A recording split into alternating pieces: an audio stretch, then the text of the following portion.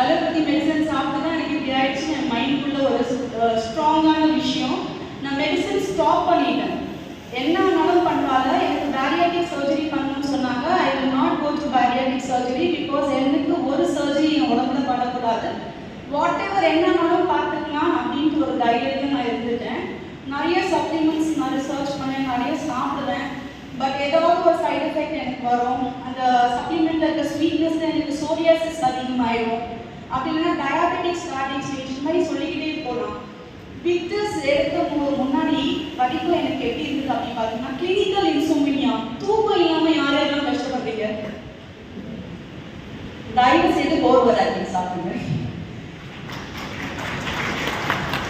7 years நான் வந்து medicine இல்லாமல் என்னால் தூங்க முடியாதுங்க. ஒரு ஸ்டேஜில் எனக்கு மெடிசன் ஒர்க் ஆகிறது ஸ்டாப் ஆகிடுச்சு. பெயினில் இன்ஜெக்ஷன் பண்ணால் மட்டும்தான் எனக்கு தூக்கம் வரும். அது தூக்கம் 2 நாள் தான் இருக்கும். திருப்பி அடுத்த 5 நாள் I have to run up clinic, family, work போயிட்டே தான் இருக்கணும். சார் சொன்னார், நீங்கள் பிஸ்னஸ்லாம் ஒன்றும் இது பண்ணாங்கன்னா நீங்கள் ப்ராடக்ட் சாப்பிட்டு எப்படி இருக்குன்னு சொல்லுங்கன்னு சொன்னாங்க. ப்ராடக்ட் சாப்பிட்ட 5 days தான் அங்கே. தேங்க்ஸ் டு தி ஆல்மைட்டி, இது வரைக்கும் நான் நல்லா தூங்கிட்டு இருக்கேன். நிஜமாக நல்லா தூங்கிட்டு இருக்கேன். 11 o'clock 12 o'clock I go to bed. 4:30 5 o'clock அலாரம்லாம் வைக்க வேண்டாம், போர் வராக்கேன்னு எழுப்பிடுங்க. ஓகே. செகண்ட், சரி எனக்கு நல்லா ஆச்சு. ஏன்னா என் பேஷண்ட்ஸ் என்ன ரொம்ப பிளைண்டாக நம்புவாங்க, நான் என்ன சொன்னாலும் கேட்பாங்க. நெக்ஸ்ட் என் பொண்ணுக்கு கொடுக்க ஆரம்பித்தேன். என்னோட பொண்ணு பியூபர்ட்டி ஆகிட்ட பிறகு ரொம்ப கஷ்டப்படுவா. பெயின் அவள் 3 days ஸ்கூலுக்கு போகிறேன்னா ஸ்கூலில் தெரிஞ்சுன்னா அவளுக்கு மென்சஸ் ஆகிருக்கு அப்படின்னு சொல்லிட்டு நம்மளோட ப்ராடக்ட் ஒரு 17 days குடிச்சாங்க. அவங்க பீரியட்ஸும் ரெகுலர் ஆகிடுச்சு. 9 months ப்ராடக்ட் எடுத்துகிட்டு இருக்கா. இது வரைக்கும் வரதும் தெரியாது, போகிறதும் தெரியாது.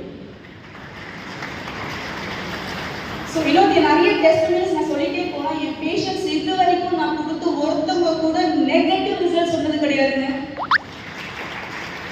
ஒருத்தவங்க கூட இந்த product, even sugar diabetic patients கூட இது எடுத்து அவங்க டயாபெட்டிக் குறைஞ்சிருக்கு, சோரியாசிஸ் குறைஞ்சிருக்கு, நான் பேசிக்கிட்டே போவேன் ப்ராடக்ட் பற்றி.